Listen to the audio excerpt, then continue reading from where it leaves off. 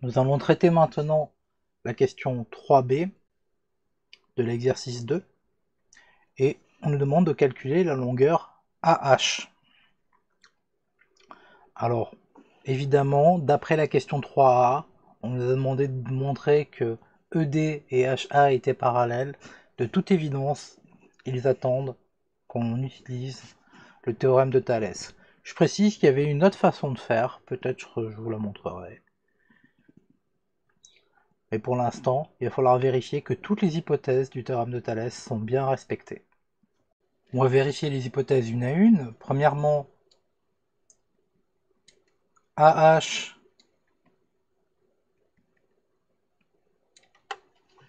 et ED sont bien parallèles car on l'a démontré dans la question précédente. Vous pouvez le faire sur une copie. D'après la question précédente, on a AH parallèle à ED.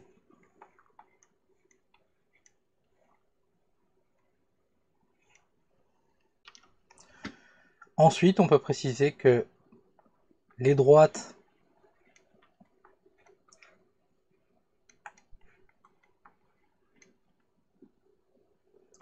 AF et HF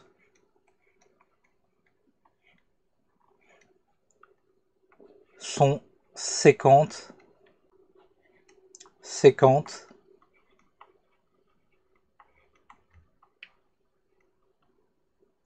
en F. Si vous voulez en faire des tonnes, vous pouvez toujours dire car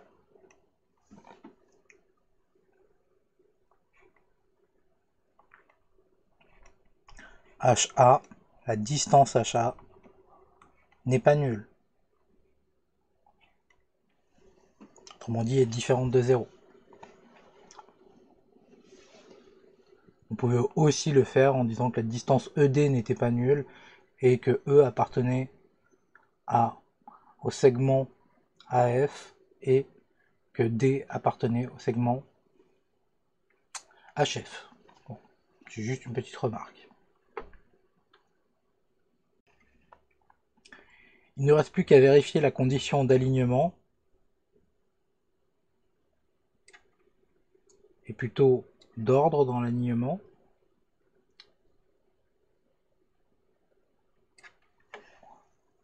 Donc ici,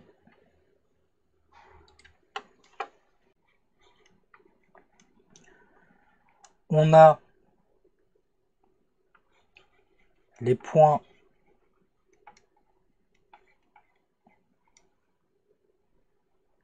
A, E, F,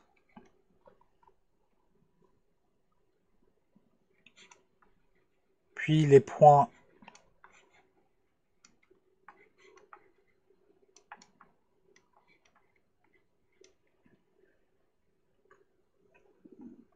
H, D, F, qui sont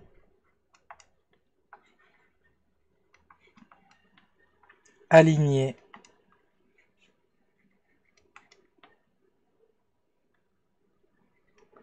dans le même ordre. Très important cette condition. Je précise, évidemment, on peut faire d'autres phrases. Par exemple, on a les points A, E et F d'une part, puis les points H, D et F d'autre part, qui sont alignés dans le même ordre. Il ne nous reste plus qu'à conclure.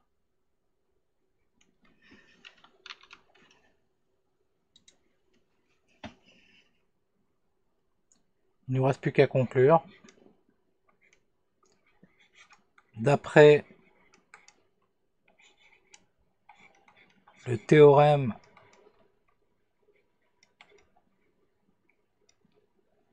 de Thalès,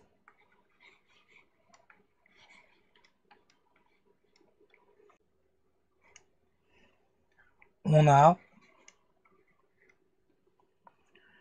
Je vais décider de faire petit sur grand.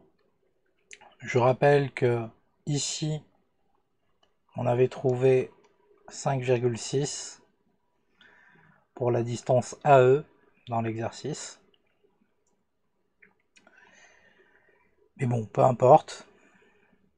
J'ai décidé de faire petit sur grand, donc je vais dire que FE,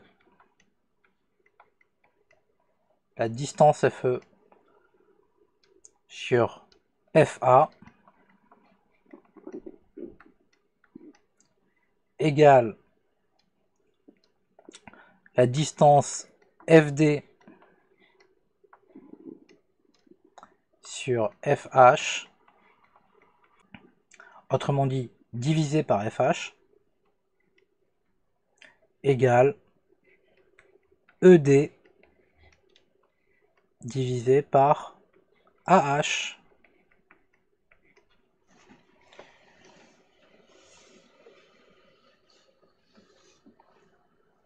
Une fois que l'on a ça, il ne reste plus qu'à remplacer par les valeurs.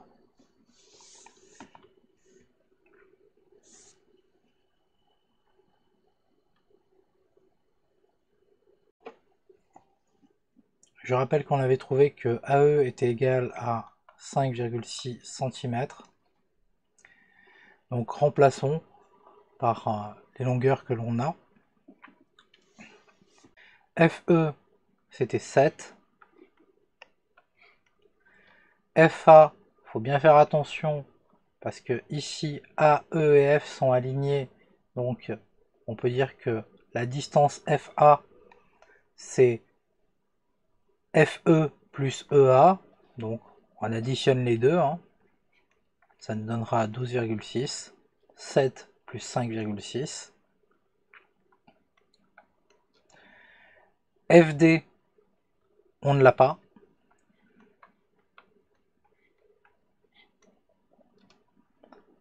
FH, on ne l'a pas vraiment. On pourrait le calculer. Mais c'est pas lui qui nous intéresse. ED, on l'a, puisque BCDE est un rectangle. Donc la distance ED est égale à la distance BC. Et AH, c'est justement celui qu'on cherche. On ne choisit que les termes qui nous intéressent. Par conséquent, je vais choisir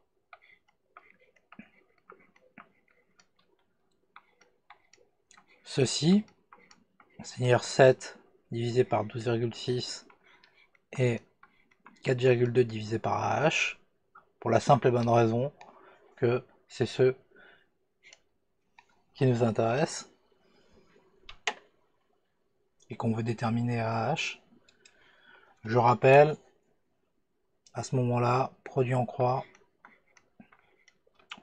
ou équation au quatrième proportionnel, c'est-à-dire on multiplie les éléments sur la diagonale et on divise par ce qui reste. Là, c'est la façon de s'en souvenir mentalement. Autrement dit, ça veut dire que AH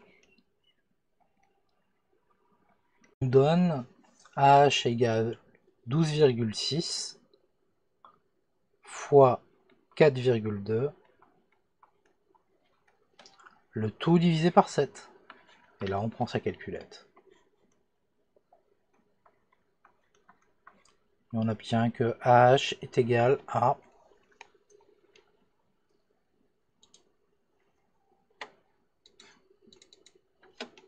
7.